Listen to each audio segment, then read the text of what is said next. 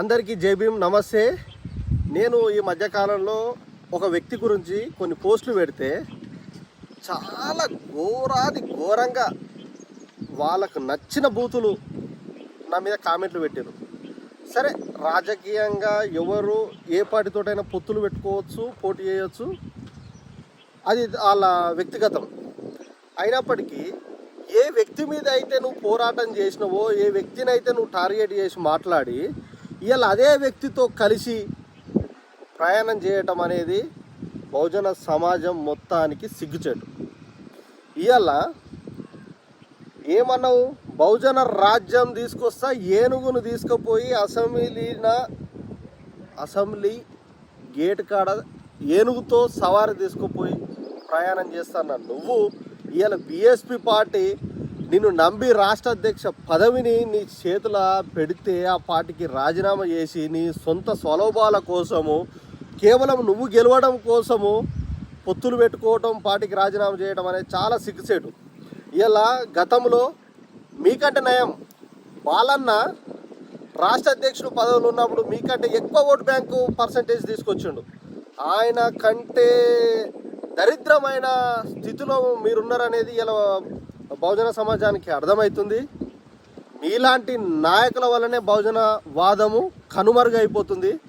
నిజాయితీగా పనిచేసే నల్ల సూర్యప్రకాష్ అన్న లాంటి వాళ్ళు ఎంతోమంది ఈ నేల కోసం, ఈ వాదం కోసం, బహుజన సమాజం కోసం ఎంతో త్యాగాలు చేసి సమాజాన్ని చైతన్యం చేస్తే కూడా వాళ్ళను కూడా పార్టీ ఆగం చేసింది. ఇలా చెప్పుకుంటూ పోతే చాలామంది మేధావులు, వాళ్ళ పేర్లు నేను చెప్పలేను. కానీ ఎన్ని రోజులకున్న బహుజనవాదాన్ని బ్రతికించడానికి ఎవరో ఒకరు ఖచ్చితంగా పుడతారు, వస్తారు. వాళ్ళ కోసం ఈ బహుజన సమాజం ఎదురు చూడాల్సిందే. నిన్న మొన్న మీరు ఈయన రాయంగానే సీఎం అన్నారు. సీఎం కాదు, ఒక గ్రామంలో వార్డ్ నెంబర్ కూడా గెలవాలని పరిస్థితిలో ఉన్న నాయకుడిని తీసుకొచ్చి మీరు సీఎం అంటారు. సరే, సీఎం పదవి ఎమ్మెల్యే గెలిస్తేనే సీఎం అవుతాడు. సరే, మెజార్టీ ఎమ్మెల్యేలు ఉంటేనే ముఖ్యమంత్రి అవుతాడు. సరే, అది మనకు తెలిసిన విషయమే. సరే, ఎమ్మెల్యే గెలవలేదు.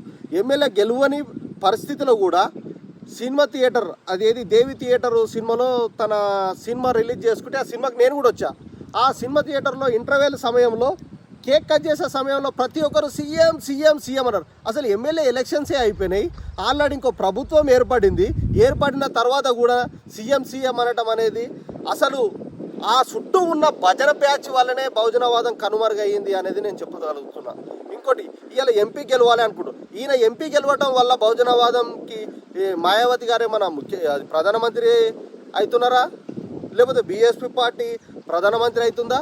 అసలు సంవత్సరం నుంచి 2 సంవత్సరాలు అయితే లేదు బహుజనవాదానికి మీరు వచ్చి.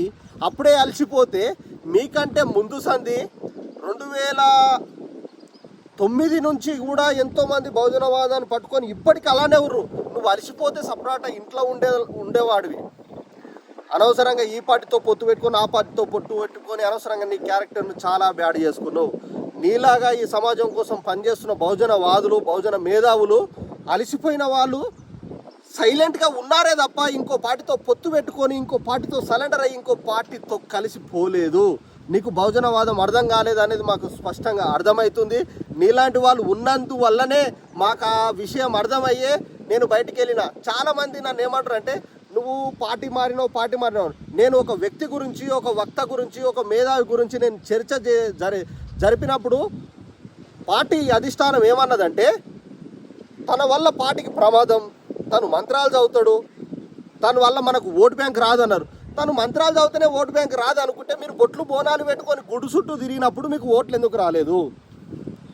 మరి ఓట్లు రానప్పుడు అయినా సరే ఓటు బ్యాంకును మళ్ళీ ఎలక్షన్ 4-5 సంవత్సరాల తర్వాత వచ్చే ఎలక్షన్స్కు ఓటు బ్యాంకును ఎలా తయారు చేసుకోవాలనో ఆ ఎత్తుగడలు వేయకుండా ఒక 6 నెలల్లోనే మీరు అలసిపోయి ఇంకో పార్టీతో పొత్తు పెట్టుకున్న తర్వాత వాళ్ళు పెట్టే ఆశకు లోపడి ఇవాళ పార్టీనే రాజీనామా చేయటం అనేది చాలా సిగ్గుచేటు. ఇలాంటి నాయకులను నమ్మి బహుజనవాదులు గ్రామస్థాయిలో ఎంతోమంది కమిట్మెంట్గా పనిచేసే వాళ్ళు చాలామంది. ఎందుకంటే నేను కూడా అలా పనిచేసిన, ఎన్నో కోల్పోయినా.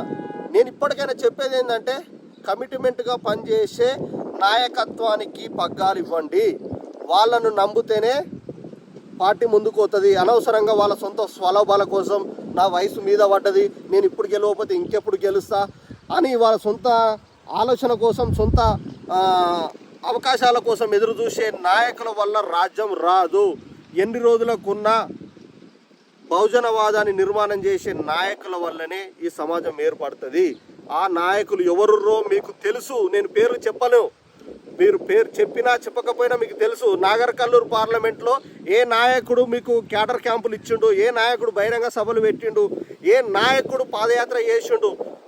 ఇలా ఆర్ఎస్ఎస్ బీజేపీని ఢీకొనే శక్తి గల సామర్థ్యత ఉన్న నాయకుడు ఎవరైనా నుర్రా బహుజనవాదం మీద అంటే ఆ పేరు ఎవరో మీకు తెలుసు. నేను చెప్పాల్సిన అవసరం లేదు. ఇలా అలాంటి నాయకులను మీరు బహుజనవాదులు దూరం చేసుకొని, ఇలాంటి స్వార్థపరుల నాయకులను దగ్గర చేసుకొని, నిజమైన బహుజనవాదం కోసం ఎవరైతే పనిచేసారో వాళ్ళను దూరం చేసుకొని, ఇలాంటి స్వార్థపరులకు మీరు పగ్గాలు ఇవ్వటం వల్లనే బహుజనవాదం కనుమరుగవుతుంది.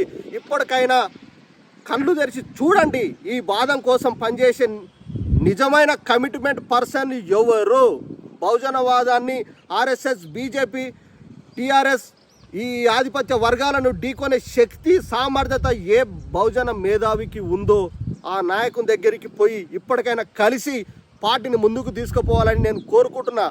ఎందుకంటే స్వార్థం కోసం వచ్చే నాయకులు చాలామంది ఉంటారు.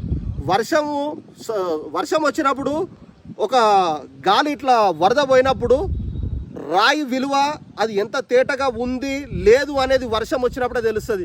మీకు ఇప్పటికైనా అర్థం కావాలి, బహుజనవాదం మీద కమిట్మెంట్గా ఉన్న మేధావులల్లా ఎవరు ఉన్నారు. వాళ్ళ దగ్గరికి పోండి, కార్యకర్తలు వాళ్ళ దగ్గరికి పోయి బతలాడండి. మీరైతేనే ఈ పార్టీని ముందుకు తీసుకుపోతారని ఇప్పటికైనా కళ్ళు తెరిచి వాళ్ళ దగ్గరికి పోయి బహుజనవాదాన్ని నిర్మాణం చేయండి అని మనస్ఫూర్తిగా కోరుకుంటున్నా. సరే, నేను ఏదన్నా ఏ పార్టీలు ఉండొచ్చు, నేను ఎక్కడ ఉన్నా ఏడ ఉన్నా ఈ బహుజన సమాజం మీద నాకు ప్రేమ ఉంటుంది. Thank you. జై భీమ్. మీ మహేష్ మహారాజ్.